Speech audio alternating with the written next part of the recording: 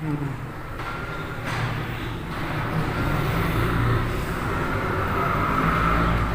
اللہ الرحمن الرحیم۔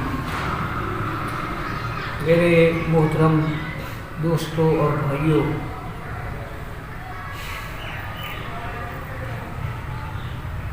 آج کی اس نشست میں گفتگو ہوگی شہید کی نماز جنازہ کے بارے میں۔ تو شہید کی جو نماز جنازہ ہے،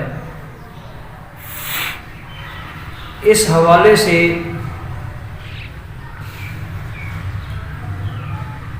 حدیث کی کتابوں کے اندر بڑے ہی مضبوط اور ٹھوس سندوں کے ساتھ حدیثیں روایت ہوئی ہیں کہ نبی کریم صلی اللہ تعالیٰ علیہ وسلم نے شہداء بدر کا، شہداء احد کا، اس کے علاوہ کئی موقعوں پر آپ علیہ الصلوۃ والسلام نے شہیدوں کی نماز جنازہ نہیں پڑھائی اور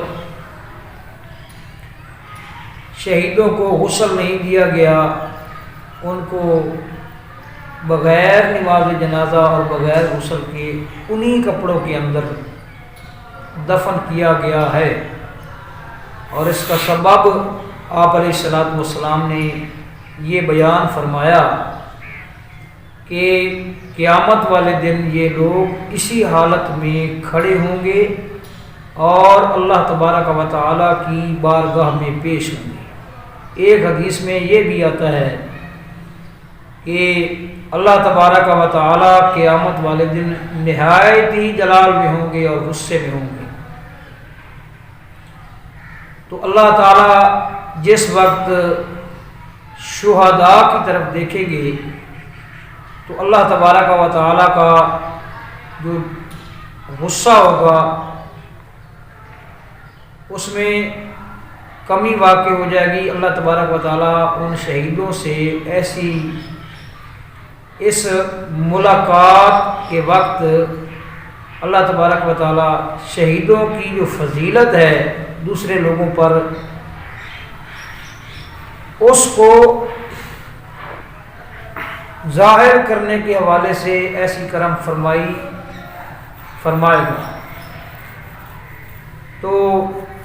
بعض حدیثوں کے اندر یہ بھی آتا ہے کہ آپ علیہ الصلوۃ والسلام نے بعض شہیدوں کی نماز جنازہ پڑھائی بھی ہے۔ اس معاملے میں امت کے دو طبقات ہو گئے ہیں۔ ایک طبقے کا یہ موقف ہے کہ شہید کی نماز جنازہ بالکل ہی نہیں پڑھنی چاہیے، اور دوسروں نے دوسری روایات کے اوپر غور کرتے ہوئے تطبیق اس طرح دی ہے کہ شہید کی نماز جنازہ اگر نہ پڑھی جائے تو یہ بھی سنت کے اوپر عمل ہوگا، کیونکہ آپ علیہ الصلوۃ والسلام نے شہداء احد کی اور شہداء بدر کی اور اس کے علاوہ دیگر کئی شہداء کی نماز جنازہ نہیں پڑھائی۔ اور اگر شہید کی نماز جنازہ پڑھائی جاتی ہے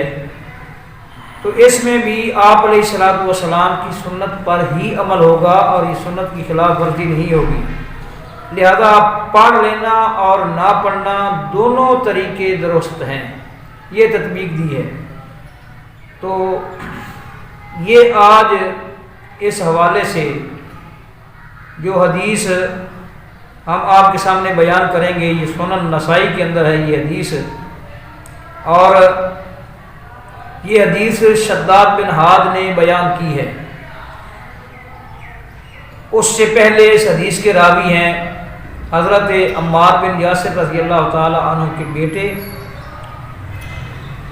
اور ان سے بھی پہلے اکرمہ بن خالد اس حدیث کے راوی ہیں۔ تو ان تمام لوگوں نے یہ حدیث بیان کی ہے ان رجلا من الاعراب جاء الى النبی صلی اللہ تعالی علیہ وسلم، آپ نے ذرا اس بات کے اوپر توجہ دینی ہے کہ جس آدمی کا یہ واقعہ اور قصہ بیان کیا جا رہا ہے وہ کتنا خوش نصیب آدمی تھا، اور اس کے دل کے اندر کتنی طلب تھی اور کتنا جذبہ تھا۔ بیان کیا جاتا ہے کہ ان رجلا من الاعراب جاء الى النبی، اعرابیوں میں سے، دیہاتیوں میں سے ایک آدمی نبی کریم صلی اللہ تعالی علیہ وسلم کے پاس آیا، فآمن به واتبعه، تو وہ آپ علیہ الصلوۃ والسلام پر ایمان لے کر آیا اور آپ علیہ الصلوۃ والسلام کی پیروی کرنے لگا۔ ثم قال اهاجر معك، پھر اس نے یہ درخواست کی آپ علیہ الصلوۃ والسلام سے کہ میں آپ کے ساتھ ہجرت کروں گا۔ فاوصى به النبي صلی اللہ تعالی علیہ وسلم بعض اصحابہ، تو نبی کریم صلی اللہ تعالی علیہ وسلم نے اس کے بارے میں اپنے بعض صحابہ کو وصیت کی۔ وہ وصیت کیا تھی کہ یہ آدمی غریب الدیار ہے اور مسافر ہے، دور کے علاقے سے، دیہات سے چل کر ہمارے پاس آیا ہے، اس کے رہن سہن کا اور اس کے کھانے پینے کا اور اس کے لباس کا اور رہائش کا تم نے خیال رکھنا ہے۔ فلما کانت غزوۃ، جب جہاد ہوا، لڑائی ہوئی، غانم النبی صلی اللہ تعالی علیہ وسلم سبابا، تو اللہ کے نبی صلی اللہ تعالی علیہ وسلم کو مال غنیمت حاصل ہوا، آپ علیہ الصلوۃ والسلام تک پہنچا۔ فقاسما وقاسم له، اللہ کے نبی نے وہ مال غنیمت لوگوں کے درمیان، صحابہ کے درمیان تقسیم کیا، اور آپ علیہ الصلوۃ والسلام نے مال غنیمت میں سے اس کو بھی حصہ دیا۔ فآتا اصحابہ ما قسم له، تو اس نے وہ حصہ نبی کریم صلی اللہ تعالی علیہ وسلم کے صحابہ کو دے دیا، اپنے یعنی ساتھیوں کو دے دیا، جو کہ اللہ کے نبی صلی اللہ علیہ وسلم نے اس کو دیا تھا۔ اور وہ کیا کرتا تھا؟ وَكَانَ يَرْعَى ظَهْرَهُمْ، وہ ان کے اونٹ سواریوں والے جو اونٹ تھے نا صحابہ کے، وہ چلایا کرتا تھا۔ فَلَمَّا جَاءَ دَفَعُوهُ إِلَيْهِ، تو جب وہ آتا تو جو کچھ اس کی ضروریات تھیں وہ صحابہ کرام رضوان اللہ علیہم اجمعین اس کی پوری کیا کرتے تھے۔ تو یہ سامان جو اس نے صحابہ کے سپرد کیا تھا، مال غنیمت والا حصہ، وہ بھی صحابہ کرام نے دوبارہ اس کو لوٹا دیا۔ فقال ما ھذا، تو اس نے کہا کہ یہ کیا ہے؟ قالوا، انہوں نے کہا قسم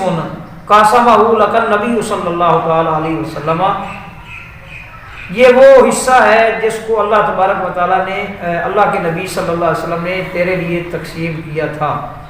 فأخذہ فجاء بہ الی النبی، تو اس نے وہ مال لیا اور نبی کریم صلی اللہ علیہ وسلم کے پاس آیا۔ فقال ما ھذا، اللہ کے نبی صلی اللہ تعالی علیہ وسلم کے پاس آیا اور اللہ کے نبی سے بھی یہی سوال کیا کہ یہ کیا ہے؟ یہ مال جو مجھے آپ کے صحابہ نے اور میرے ساتھیوں نے میرے سپرد کیا ہے،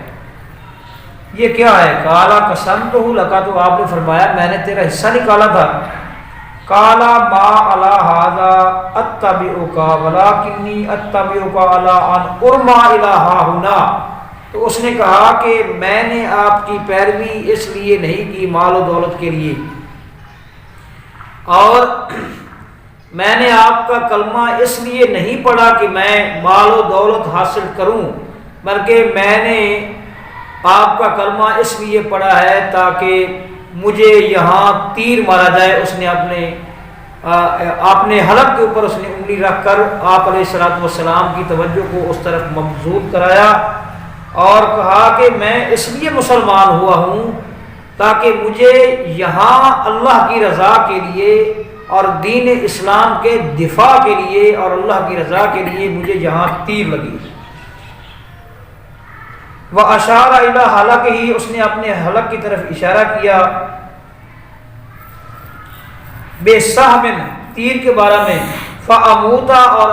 پھر کیا اس نے خواہش کی؟ تو اس نے یہ خواہش کی کہ میں مار دیا جاؤں، اس تیر کے ذریعے میں مار دیا جاؤں۔ دیکھیں، ایک طرف وہ اللہ کے نبی صلی اللہ تعالی علیہ وسلم کی طرف سے دیا گیا مال واپس کر رہا ہے، اور دوسری طرف وہ یہ خواہش کر رہا ہے کہ مجھے تیر لگے اور میں اللہ کی راہ میں مار دیا جاؤں۔ یہ کتنی عظیم سوچ ہے اور کتنی عظیم تڑپ ہے۔ فَأَدْخُلَ الْجَنَّةَ، اور میں جنت میں داخل ہو جاؤں۔ فَقَالَ إِنْ تَصَدَّقَ اللَّهَ يُصَدِّقُكَ، تو آپ علیہ السلام نے فرمایا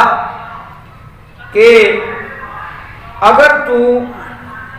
اللہ تبارک و تعالیٰ کے معاملے میں سچ بول رہا ہے تو اللہ تبارک و تعالیٰ تیری تصدیق کرے گا۔ فَلَبِثُوا قَلِيلًا، وہ کچھ عرصہ ٹھہرے، ثُمَّ نَهَضُوا فِي قِتَالِ الْعَدُوِّ، تو پھر صحابہ کرام جو ہے نا وہ دشمن کے ساتھ لڑنے کے لیے اٹھے۔ فَأُتِيَ بِهِ النَّبِيُّ صلی اللہ تعالی علیہ وسلم يُحْمَلُ قَدْ أَصْحَابَهُ سَهْمٌ حَيْثُ أَشَارَ، تو اس بندے کو نبی کریم صلی اللہ تعالی علیہ وسلم کے پاس اٹھا کر لایا گیا، اور تیر اس کو بالکل اسی جگہ لگا تھا جس جگہ کی طرف اس نے اشارہ کیا تھا۔ اس کی خواہش تھی کہ نہ مجھے مال چاہیے، نہ مجھے دولت چاہیے، مجھے موت چاہیے اللہ کے راستے میں، اور مجھے جنت کا داخلہ چاہیے۔ تو اللہ کے نبی نے اس کو دعا دی تھی، اس کی خواہش بھی پوری ہوئی، اور نبی کریم صلی اللہ علیہ وسلم کی دعا بھی پوری ہوئی، اور اس آدمی کو اسی جگہ تیر لگا جس جگہ کی طرف اس نے اشارہ کیا تھا۔ فقال النبی صلی اللہ تعالی علیہ وسلم ہوا، کیا یہ وہی آدمی ہے؟ قالوا نعم، تو انہوں نے کہا جی۔ قال صدق اللہ فصدقہ، اس نے اللہ تبارک و تعالی پر بھروسہ کرتے ہوئے اللہ کی تصدیق کی، تو اللہ تبارک و تعالی نے اس کی بھی تصدیق کر دی ہے۔ ثم کفنہ النبی فی جبۃ النبی، پھر نبی کریم صلی اللہ تعالی علیہ وسلم نے اسے اپنے جبے اور اپنی قمیص کے اندر کفن دیا۔ اس کی جو خواہش تھی نا، اتنی بڑی عظیم تمنا تھی، اس تمنا کو آپ علیہ السلام نے کس قدر اس کی حوصلہ افزائی کی ہے، کتنی اس کی قدر کی ہے اور کس قدر اکرام کیا ہے کہ آپ علیہ السلام نے اس کو اپنی قمیص کے اندر اور اپنے جبے کے اندر کفن دیا۔ ثم قدمہ فصلی علیہ، پھر اس کو آگے بڑھایا اور اس پر نماز جنازہ پڑھی۔ فکان مما ظہر من صلاتہ، تو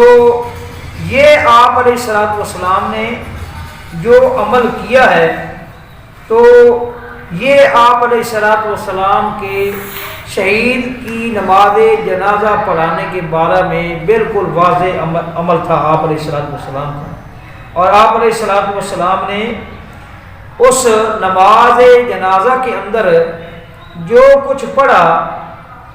جو آپ علیہ السلام نے دعائیں کی، ان دعاؤں میں سے جو الفاظ ظاہر ہو کر صحابہ کرام رضوان اللہ علیہ مجمعین کی سماعتوں تک پہنچے، وہ الفاظ یہ تھے: اللہم ھذا عبدک خرج مہاجرا فی سبیلک، یا اللہ یہ تیرا بندہ نکلا مہاجر ہو کر تیرے راستے میں، فقتل شہیدا، تو یہ قتل کر دیا گیا، یعنی کہ شہید کر دیا گیا، یہ بطور شہید قتل کیا گیا۔ انا شہید علی ذالک، میں اس کے اوپر گواہ ہوں کہ یہ تیرے راستے کے اوپر چلتے ہوئے یا اللہ یہ شہید ہو گئے۔ تو یہ حدیث ایک تو ہمیں یہ سبق دیتی ہے کہ اس دنیا کے مال کے اندر اور دولت کے اندر اللہ کی نعمتوں کے مقابلہ میں اس مال اور دولت کے اندر کچھ نہیں پڑا۔ اور دوسری چیز یہ ثابت ہوتی ہے کہ مومن اور مسلمان جس کے دل کے اندر اس ایمان کی چاشنی صحیح طریقے سے داخل ہو جاتی ہے، اس مومن کے نزدیک اللہ کی نعمتوں کے حصول سے بڑھ کر کوئی ہدف اور ٹارگٹ نہیں ہے۔ اور تیسری چیز یہ بھی ثابت ہوئی کہ نبی کریم صلی اللہ تعالیٰ علیہ وسلم نے اس کو خود کفن دیا، حالانکہ عام طور پر شہیدوں کو انہی لباسوں کے اندر آپ علیہ السلام نے دفنایا، اور پھر آپ علیہ السلام نے اس کی نماز جنازہ پڑھی اور اللہ تبارک و تعالیٰ کو مخاطب کر کے کہا یا اللہ اس کی اس شہادت کے اوپر میں گواہ ہوں۔ تو نماز جنازہ پڑھنا بھی آپ علیہ السلام سے ثابت ہو گیا۔ اور ایسا آدمی جو اللہ کے راستے پر چلتے ہوئے جس نے یہ اپنا ایک عزم کیا ہوا تھا، عزم صمیم کیا ہوا تھا کہ میں نے اللہ کے راستے میں جان دینی ہی دینی ہے، تو اللہ تبارک و تعالیٰ نے اس کی خواہش کو پورا کر دیا۔ اسی طرح اگر ہم اللہ کے دین کے راستے پر چلتے ہوئے یہ اپنی خواہش بنائیں گے، یہ اپنی نیت بنائیں گے، اور ہم اللہ تبارک و تعالیٰ سے یہ توفیق طلب کریں گے کہ یا اللہ ہم تیرے راستے پر چلتے ہوئے جو نیکیاں، جو عبادات ہم بجا لا رہے ہیں وہ تیری توفیق سے بجا لا رہے ہیں، اور جن کو بجا لانے کی ہمارے اندر ہمت نہیں، یا اللہ تو وہ ہماری توفیق میں کر دے،